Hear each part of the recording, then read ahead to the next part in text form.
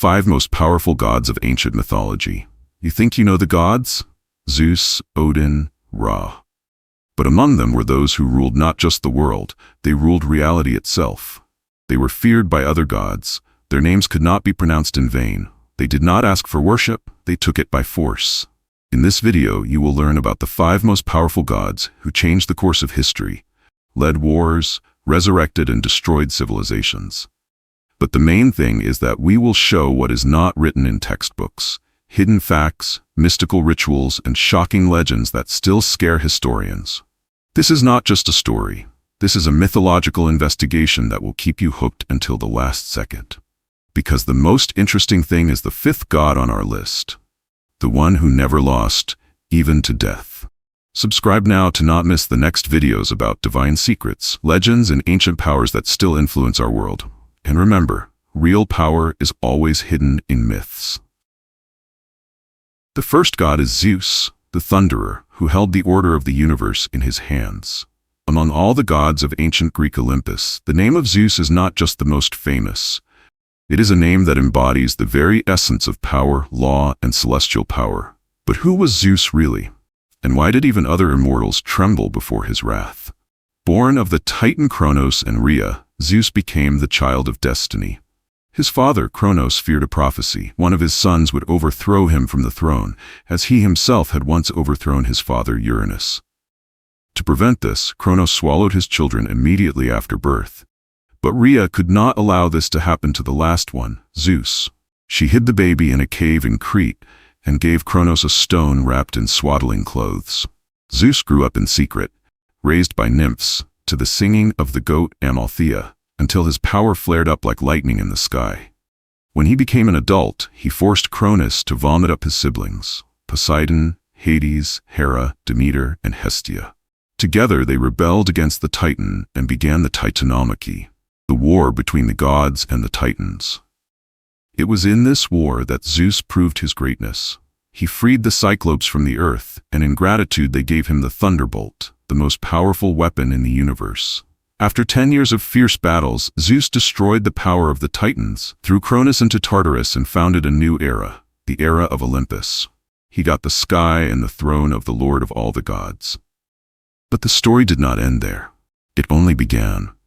Zeus was not just a leader, he became the embodiment of justice, balance, and the highest law, Themis.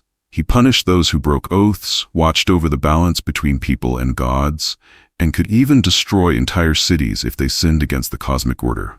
His presence was felt in every storm. Zeus's lightning is not just the fire of heaven, it is the wrath of the law. He punished tyrants, thieves, and traitors, but also protected travelers, guests, and those who observed customs. Sacrifices were made to him on the highest mountain peaks, because it was believed that it was there that he watched over humanity. But Zeus was not only a legislator, he was the god of passion. Myths tell dozens of stories about his love affairs, through which heroes, demigods, and kings were born. He took on different forms, a golden shower, a swan, a bull, to achieve what he wanted. Such figures as Hercules, Perseus, Helen, Minos, and even the Muses come from him. However, he had to constantly fight for power even among the gods. Hera, his wife and sister, repeatedly organized conspiracies against him. Once the gods even tied him in golden chains, and only Thetis and Briareus helped him escape. After that, Zeus never forgot about treachery and kept fear in the hearts of even the immortals. His role in mythology is key. He intervenes in the history of the Trojan War, sends signs, stops time, divides destinies. He is not a god of tenderness, but a god of necessity, the personification of a higher will that governs even the gods of fate, the Moirai. Zeus is not just a mythical figure, he's the idea of power that has limits, but stands above everything. In his anger is punishment, in his will is balance. And although he was not perfect, that is precisely his greatness. Because true strength is not the absence of weakness, but the ability to rule a world in which everyone has their own shadow. The second god is Hadad, the lord of lightning and storm, feared even by kings. While Zeus thundered in the Greek pantheon and Thor in the Scandinavian, in ancient Mesopotamia and Syria, thunder, rain, and storm were ruled by Hadad, the powerful Semitic god of the sky, rain, and storm. who was a source of fertility, strength, and divine punishment. His name was known to the Sumerians, Akkadians, Assyrians, Arameans, and Hittites.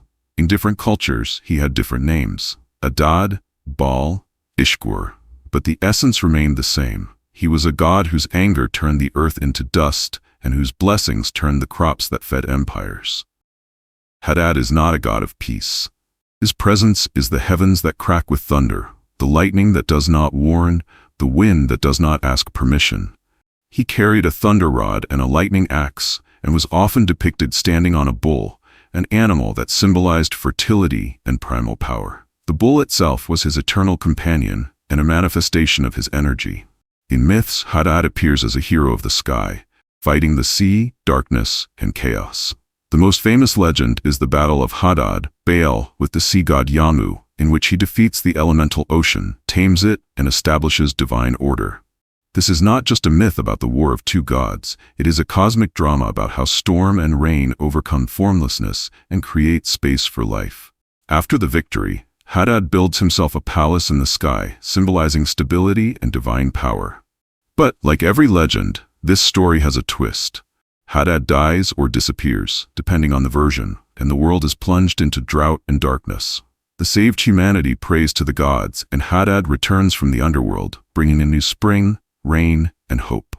This cycle of life, death, rebirth became the basis for many later religious ideas, including resurrection and seasonal rituals. He was revered in the cities of Aleppo, Damascus, and Carchemish. His name was carved on cuneiform tablets as a symbol of royal legitimacy. A king could not rule without the blessing of Hadad. And even the Assyrian warriors, the most cruel in history, prayed to Hadad to send a storm on the heads of their enemies. Hadad is the bridge between life and destruction, between the rain that gives birth and the lightning that burns. He is in every heavenly blow, in every thunderstorm that breaks the silence. His strength is in the cycle of change, his power in the inevitability of the elements, his glory in the thunder that reminds us that even the sky has a master. And although Hadad's name is rarely heard today, every storm, every gust of wind, every thunder that cuts through the night is his voice speaking to the world, as it did thousands of years ago. The third god is Shiva, the destroyer who creates eternity. In the Hindu pantheon, where every god is a force, energy, or aspect of the universe, Shiva stands alone. He is not just a god. He is the principle of cosmic destruction, but also the creator of new worlds. He is feared, prayed to, not understood, but without him the universe could not exist. Shiva is part of the Trimurti, the trinity of the main gods of Hinduism: Brahma, the creator; Vishnu, the preserver; and Shiva, the destroyer. But this destruction is not evil. In Sanskrit philosophy, it is a necessary renewal, the destruction of the old in order to give birth to the new. Just as death gives life, so Shiva is the god of transition between cycles of existence. He dwells on the summit of the sacred mountain Kailash in deep meditation, with ashes on his body, a calm gaze, and a third eye on his forehead. This eye is the source of his absolute consciousness, but also a weapon that, when opened, destroys everything that exists with a single glance. It is an all-seeing knowledge that penetrates deeper than time, space, or illusions. His body is symbols. A scythe with the Ganges River flowing from his head indicates the ability to subdue the elements. A cobra on his neck is control over death. A three-pronged trident, Trishula, is the three aspects of time: past, present, future. His skin is the ashes of the world that has already been burned. His dance is Tandva, a ritual of destruction and renewal of the universe. And in this dance is all of existence. But Shiva is not only a hermit meditator. He is a deeply contradictory figure. In anger, he can drink poison that can destroy the world, and this is exactly what he did during the mythical churning of the ocean of milk when the deadly poison Hala emerged from the depths. He held it in his throat, saving all living things, and since then he has been called Nilakantha, the blue-throated. But at the same time, Shiva is the god of love and devotion, the husband of the goddess Parvati, the father of the wise Ganesha and the warrior Skanda. His family is a symbol of harmony, which he protects. His asceticism does not deny love. His anger does not exclude mercy. Myths about him tell how he tested the gods, defeated demons, broke the pride of the sages, but always left the main thing: balance. Shiva is not good or evil. He is the highest truth, which is not afraid to destroy even the illusion of harmony if it is false. In the deepest layers of Hindu philosophy, Shiva is not just a god, but a state of awareness, an inner reality that goes beyond the boundaries of form. He is samadhi, a state in which the ego disappears. That is why he is depicted in a meditative pose, as the goal to which every human eye aspires. Shiva's power is in the silence that breaks the noise, in the gaze that sees through forms, in the dance that turns the ages, and in the fact that he never seeks worship, but always comes where true devotion is. Shiva is not just a destroyer, he is the key to liberation. The fourth god, Thor, the god of thunder, who protected the world with his hammer. Among the endless snowy expanses of Scandinavia, where thunder tears the sky and storms break trees, a name resounds that embodies primal power, anger, and protection. Thor is a god before whom giants trembled, whom enemies feared, and whom ordinary people prayed to. He could not be deceived. He could only be summoned and tried to resist. In Scandinavian mythology, Thor is the son of the supreme god Odin and the goddess of the earth. But unlike Odin, wise and dark, Thor was the fiery heart of Asgard, a force that does not think, it acts.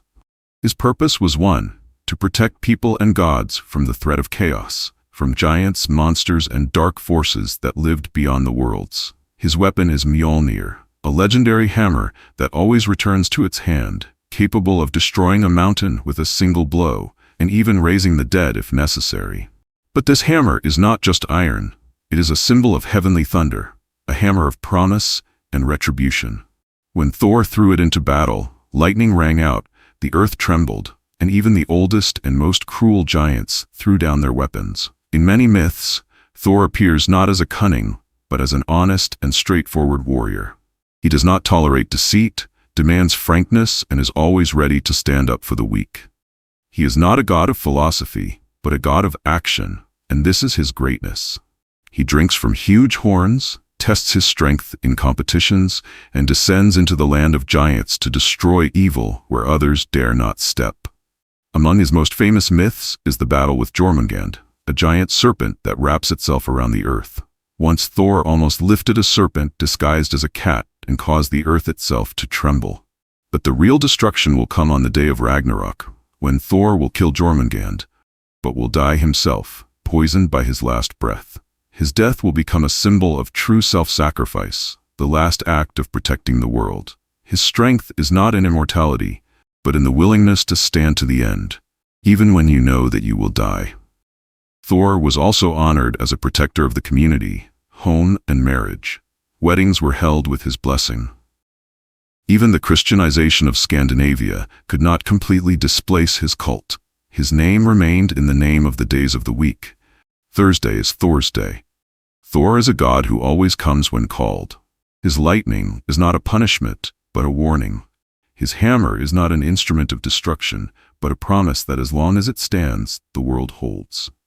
The fifth god is Set, the lord of chaos, feared even by the gods. In the pantheon of ancient Egyptian gods, not all figures are blessings. Some of them are elements that come when the world loses its balance.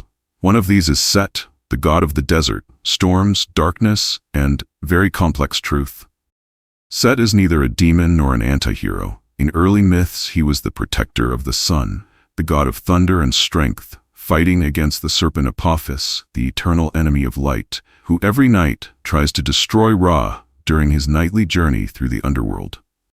It is Set who stands on the bow of the solar boat with a spear in his hand, protecting life itself from being swallowed up by eternal night.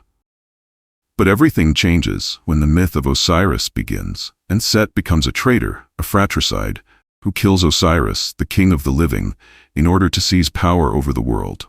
He dismembers his brother's body, hides his parts throughout Egypt, and declares himself the sole ruler. But for every act of darkness, there is a response. Isis, Osiris's wife, finds all the body parts and revives him for a moment to conceive a son, Horus. And a war begins that will last for millennia. Set against Horus, chaos against order, destruction against rebirth. Their conflict is not just a struggle for the throne. It is a mythological model of the struggle of forces that takes place in every person, In every cycle of day and night, war and peace, winter and spring. In legends, Set plucks out Horus's eye, and Horus castrates Set. They compete on water, in the air, in magic, in deception. The judgment of the gods hesitates for a long time. But in the end, Horus wins. But Set is not destroyed. And this is the key: Set does not disappear. Because the world cannot exist without a certain dose of destruction. He is banished to the desert where there is no life. But he is this space, a force that destroys to make room for the new. He becomes a symbol of the stranger, unpredictability, rebellion, but not evil in the absolute. In later times, Set is even returned to the pantheon as the protector of Ra. His duality is a reflection of the nature of being itself, which is not completely light or dark. His symbol is the mythical creature Set-T, which cannot be precisely identified. It does not resemble any beast. And this is precisely the essence of Set. He is beyond definitions, beyond limits. He is what takes you out of your comfort zone. Set is chaos that exposes the weakness of order. It is a storm that breaks dead trees, but frees up space for growth. His strength is in inevitability. His nature is in the need for balance. In this list of the most powerful gods, Set is a reminder that true power lies not only in protection or creation, but also in the ability to change everything to restore truth. Even through darkness, even through war. They were different. Zeus is the lord of lightning and law. Shiva is the dancer of destruction and rebirth. Thor is the protector of people with a hammer in his hand. Set is the eternal challenger of order, not afraid of chaos. Hadad is the god of storms, whose thunder awakened life from stone. They belonged to different cultures, languages, and continents, but they were all united by one essence. They personified a force that cannot be tamed, a force that changes the world, challenges gods and people, but always remains part of the universal balance. Mythology is not just fairy tales. It is a reflection of what people felt deep down when they saw lightning, hid from the storm, lost and found hope. The names of these gods were preserved not because they were good or bad, but because they were strong, unforgettable, true in their greatness. And now, a question for you. Which of these gods impressed you the most? And don't you think that a piece of each of them lives in us too, when we fight, accept challenges, destroy the old in ourselves, and build the new? If you listen to the end, it already means that you are looking for depth. So subscribe to the channel to explore even more together. Forgotten gods, dark prophecies, lost civilizations, and truths hidden in the sands of time. Like this video, and the thunder of knowledge will not pass you by. To new myths, traveler, because the strongest gods are still ahead.